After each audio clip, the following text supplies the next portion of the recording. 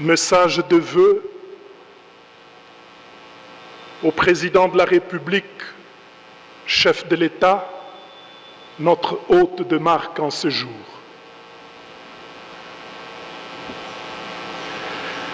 Excellences, Monsieur le Président de la République,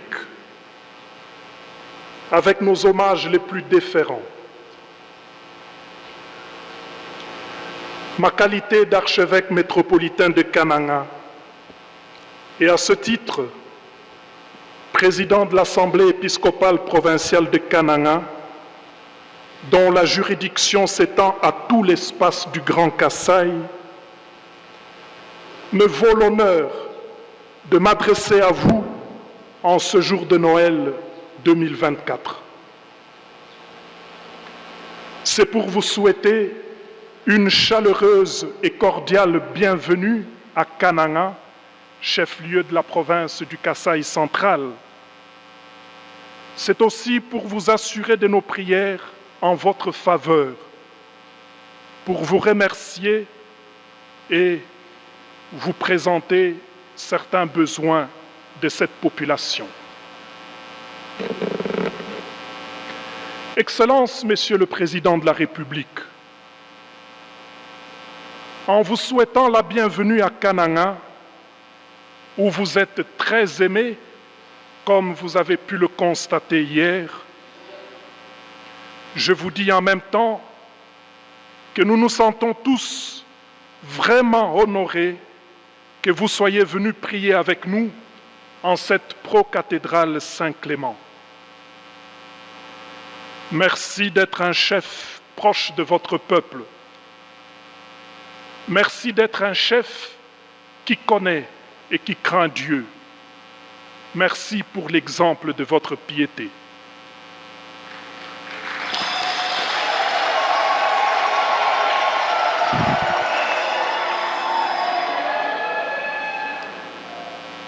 Nous vous assurons sincèrement de nos humbles prières pour que le Seigneur vous donne toujours la santé et la force, qu'il vous donne la sagesse et l'intelligence à la mesure des défis majeurs liés à votre charge de chef de l'État, qu'il vous donne surtout des collaborateurs loyaux, intègres, soucieux du bien commun, fidèles pour exécuter vos ordres et exécuter toutes les politiques publiques.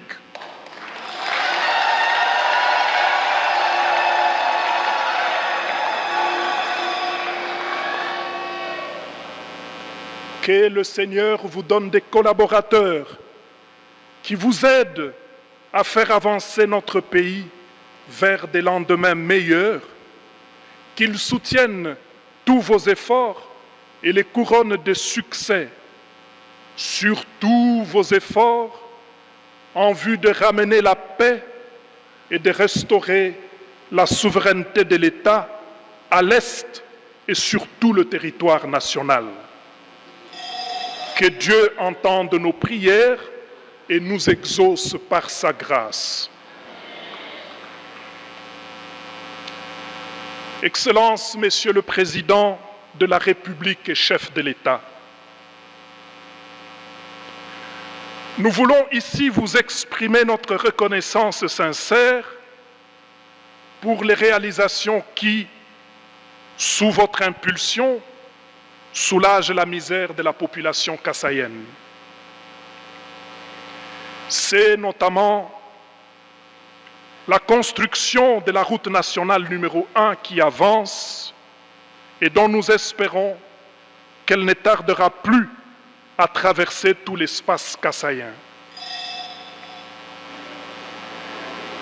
C'est l'établissement des bases logistiques importantes pour la construction de la route nationale numéro 2. Les centres communautaires, les écoles, les universités et autres bâtiments publics récemment construits ou réfectionnés ça et là.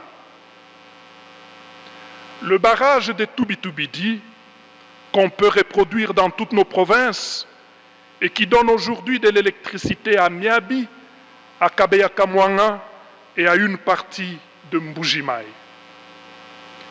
La réalisation de plusieurs œuvres sociales par tous les diocèses de notre pays grâce au financement du Trésor public. Et ceci est une première dans l'histoire de notre pays.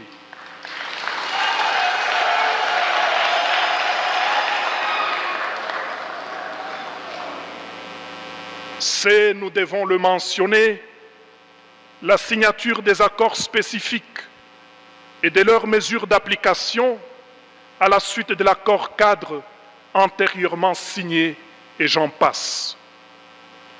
Vous avez été bienveillants avec nous et à ce titre, tous les évêques des diocèses suffragants de la province ecclésiastique de Kananga s'unissent à moi pour vous remercier sincèrement au nom de tous nos fidèles.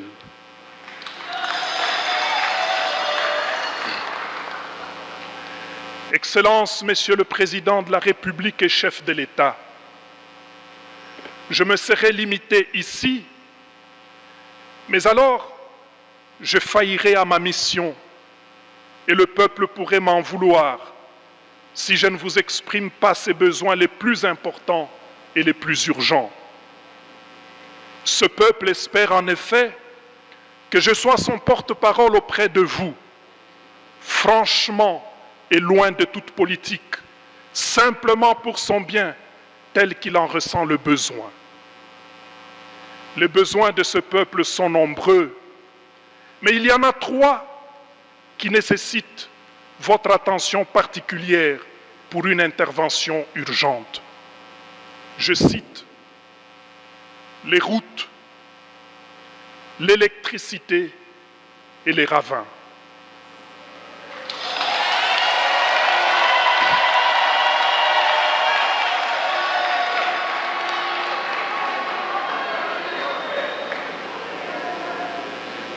Plaise à vous, Excellences, Monsieur le Président, que je vous en dise brièvement quelque chose sans abuser de votre temps.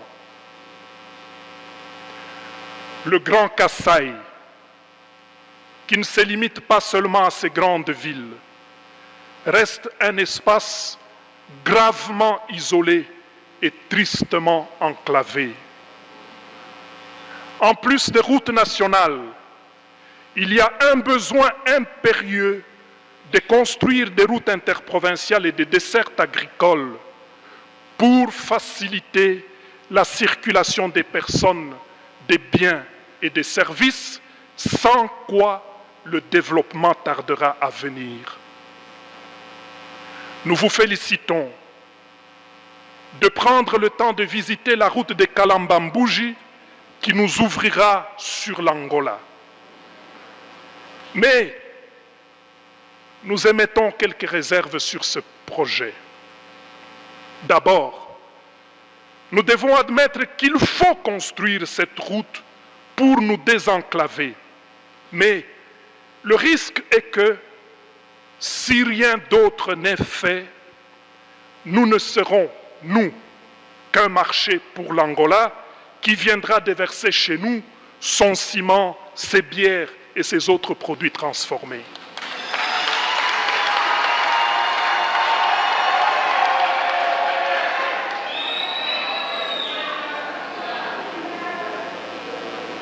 Que pourrons-nous amener en Angola si, ici chez nous, nous ne transformons rien, nous ne conservons rien non plus, faute d'énergie électrique? Le développement doit être pensé à partir de notre point de vue. Nous ne sommes pas donc contre la construction de cette route. Nous voulons dire qu'en plus des routes, le peuple a énormément besoin d'énergie électrique pour transformer et conserver ce qu'il produit à l'état naturel. Ce n'est qu'avec les routes et l'électricité que notre peuple s'inscrira dans la logique d'échange avec les autres et ne sera pas seulement un marché de ce qui est produit ailleurs pour être vendu et consommé chez nous. Sans énergie électrique, le Kasaï sera loin de toute industrialisation et ses fils s'en iront ailleurs, où d'ailleurs on ne veut plus d'eux. Ils y sont stigmatisés, maltraités et pourchassés et même tués comme des pestiférés.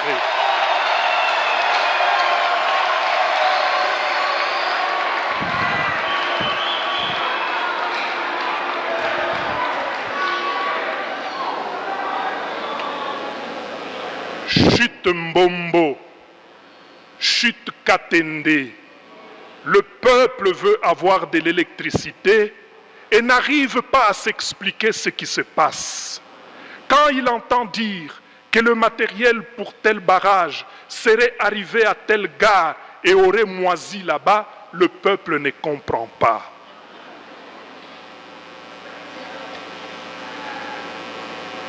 Mukalenga Fachi Wababa.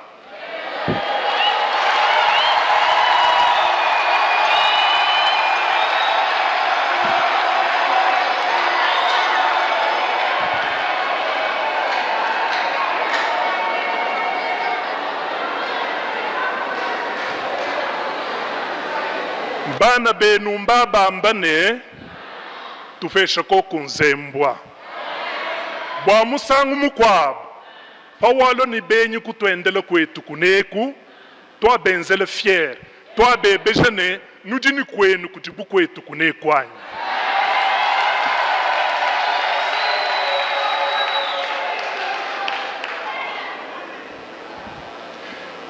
De fait, si aujourd'hui tout l'espace du Grand Kasaï n'a ni cimenterie, alors que d'autres espaces en ont deux.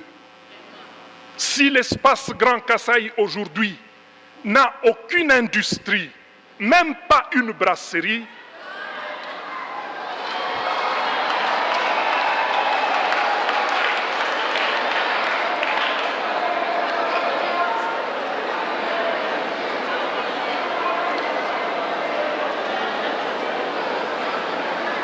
si tel est le cas, voulais-je dire, ce n'est pas parce que les Kasaïens ne sont pas forts, ce n'est pas parce que les Kasaïens ne sont pas intelligents, ce n'est pas non plus parce que la terre du Kasaï n'est pas fertile et n'a pas de richesse, c'est parce que nous manquons l'électricité. Excellences, Monsieur le Président et chef de l'État, la multiplicité et l'ampleur des ravins dans toutes les provinces du Grand Kasaï sont telles que la solution à ce problème dépasse les capacités des habitants et demande une intervention résolue du pouvoir public. C'est la densification croissante de la population et la multiplication des habitations non planifiées et sans drainage des eaux de pluie, ajoutées au lotissement désordonné qui génère ces ravins, et ceux-ci menacent et engloutissent le peu d'infrastructures que nous avons déjà. Voilà les doléances de notre population que j'ai l'honneur de vous présenter en ce jour de Noël. Merci pour votre écoute, Monsieur le Président. Joyeux Noël à vous, Monsieur le Président. Joyeux Noël à Maman Denise, votre épouse, et à tous vos enfants. Joyeux Noël à tous vos collaborateurs. Que Dieu vous bénisse.